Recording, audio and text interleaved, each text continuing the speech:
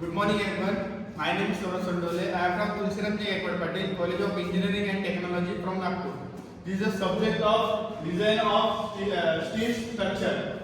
This is the numerical of design of wide grid of the span 40 mm to carry superimposed load of 35 kN. Use the FE 400 steel. We have the given data. L is equal to 24 mm, W is equal to 35 kilonewton meter. Then Fu is equal to 415 kilo mm. This is the Wf is equal to 1.5 into W. This is the calculator 1.5 into 35. Then we have the calculator value. This is the answer is the 52.5 kilonewton per meter. Then Fy is equal to 250 mm Newton per meter. Then we have the first calculation of the total load self weight.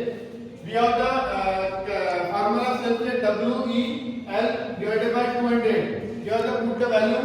This is the 50 W is the 52.5 into 24 divided by 200. You have to calculate the self weight is the 6.3 kilonewton per meter. Then second is the total load.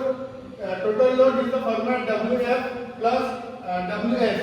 We have to calculate the value 52.5 W and plus 6.3. We have the WT is the calculation is the 58.8 kilonewton per meter. That is the third value is the calculation moment of shear force. This is the first formula. Max max is equal to WTL square divided by 8. This is the calculator. Put the value.